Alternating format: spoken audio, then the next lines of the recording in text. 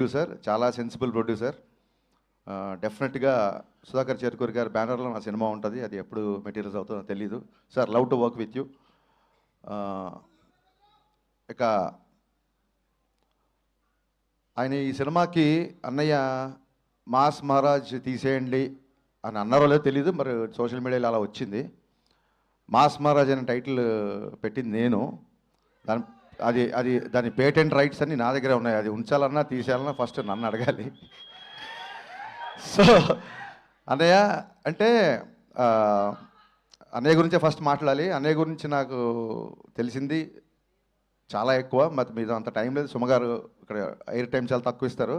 ఒక ఇంపార్టెంట్ విషయం చెప్పాల్సింది ఏంటంటే, మిరపకాయ వచ్చినా మిస్టర్ బచ్చన్ వచ్చినా ఒకేలా ఉండే వ్యక్తి మాస్ మహారాజ్ రవితేజ. ఏ రోజు నన్ను మిరపకాయ ఇచ్చినప్పుడు నన్ను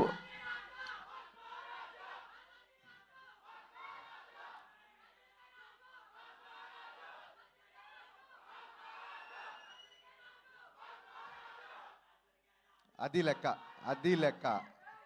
సో అన్నయ్య, మాస్ మహారాజ్ అనే పదం అది ఉంచాలా తీసేయాలా అనేది మీ ఇష్టం. బట్ మమ్మల్ని ఆపడం మాత్రం మీకు చాలా కష్టం, గుర్తుపెట్టుకోండి. అది జరిగే పని కాదు.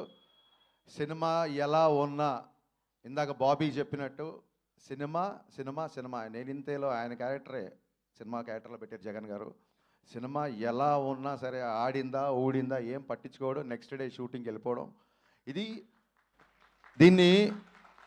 దీన్ని భగవద్గీతలో శ్రీకృష్ణ పరమాత్మ అదే చెప్పాడు. అంటే మీకు అర్థమయ్యే భాషలో నేను ట్రాన్స్లేట్ చేస్తా. బ్లాక్ బాస్టర్లు వచ్చినప్పుడు పొంగిపోకరా, ఫ్లాపులు వచ్చినప్పుడు కుంగిపోకరా అని చెప్పాడు. మరి ఆయన భగవద్గీత చదువుకున్నాడో లేదో నాకు తెలియదు, కానీ దీన్ని స్థితప్రజ్ఞత అంటారు అనే దీన్ని తెలుగులో. ఆ స్థితప్రజ్ఞుడు ఈ క్వాలిటీ నేను ఇద్దరిలో చూసా. ఒకటి పవన్ కళ్యాణ్ గారిలో, మళ్ళీ సేమ్ క్వాలిటీ రవితేజ గారిలో చూసా. అది ఏ ముహూర్తాన ఈ క్వాలిటీ మీరు అలవర్చుకున్నారో నాకు తెలియదు, కానీ మీరు అలవాటు చేసుకోవడం కాకుండా మాలాంటి వాళ్ళందరికీ నేర్పించారు. అందుకే వాళ్ళ ధైర్యంగా మేము ముందు నేను మాట్లాడగలుగుతున్నాను. ఈ బ్యాలెన్స్ ఆఫ్ మైండ్ అనేది, దీనికోసం ఎక్కడెక్కడికో హిమాలయాలకు వెళ్తుంటారు ఋషులు. వాళ్ళందరూ ఫిల్మ్ నగర్లో ఒకసారి అన్నీ ఆఫీస్కి వస్తే సరిపోతుందని తెలియదు పాపం. ఈ క్వాలిటీ అందరూ నేర్చుకోవాల్సిన విషయం ఇది. అండ్ చాలామంది డైరెక్టర్లు, ఇందాక బాబీ చెప్పినట్టు బోయపాటి సీన్ గారి దగ్గర నుంచి, వైట్ల సీన్ గారి దగ్గర నుంచి, నేను, గోపి, బాబీ, ఇలాగా ఎంతోమంది డైరెక్టర్లని పరిచయం చేసిన వాళ్ళందరూ ఇవాళ ఒక స్టార్ డైరెక్టర్స్ పొజిషన్లో ఉన్నారు. అన్నయ్య అంటే నేను చాలాసార్లు చెప్పాను, బట్ రోజు పిలుస్తున్నాం కదా అని చెప్పి అమ్మని పిలవకుండా ఉండలేం కదా. నాకు డైరెక్టర్గా జన్మ పునర్జన్మ రెండే ఇచ్చింది మాస్ మహారాజ్. థ్యాంక్ యూ అన్నయ్య. ఆ సినిమా, లాస్ట్ సినిమా మాది సరిగ్గా ఎంటర్టైన్ చేయలేకపోయాము, కొంచెం డిసప్పాయింట్ అయ్యింది. బట్ అక్కడితో అలా ఆగిపోము. ఖచ్చితంగా రవితేజ గారితో మళ్ళీ బ్లాక్ బస్టర్ తీసి తీరదా. It's a self made promise to myself. Thank you. And Bheems పరిగెత్తే రైలు అసలు దొరకట్లేదు. ఈ ఫంక్షన్కి రాలేదంటే ఎంత బిజీగా ఉన్నాడో ఆలోచించుకోవచ్చు. అండ్ సినిమాలో అందరూ నాకు నచ్చిన ఆర్టిస్టులే ఉన్నారు. Getup Seenu is a fantastic artist. కేవలం కామెడీ కాదు, ఏ క్యారెక్టర్ అయినా పండించగలడు. అలాగే రోషన్ సార్, మీరు పుష్ప ఫేమ్ అనే చెప్పి మీరు ఫేమస్ అయిపోయారు. సో కమింగ్ టు డింపుల్ నేను చూసా, ప్రోమోస్ అన్ని చూసా. సూపర్ హిట్ నీ సాంగ్, సూపర్ హిట్ నీ character. You are going to score one more blockbuster. Ashika have seen your film with Nag sir, Naa సామిరంగా.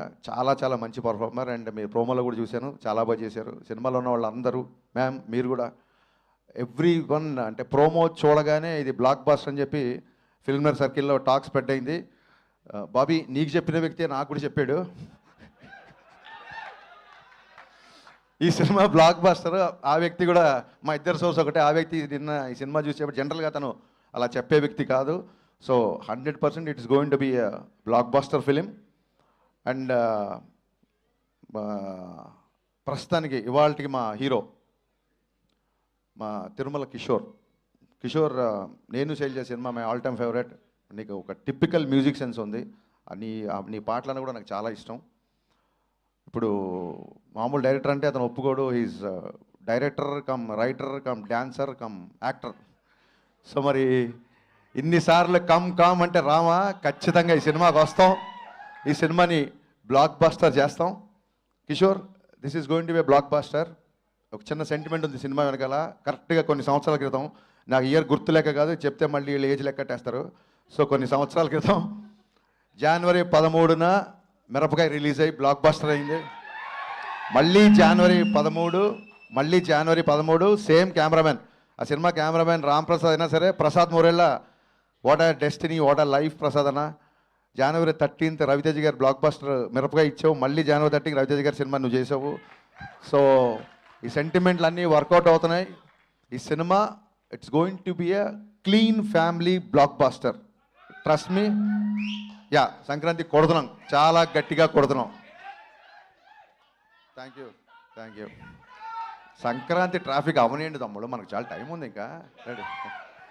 Thank you so much Harishankar గారు, and thank you so much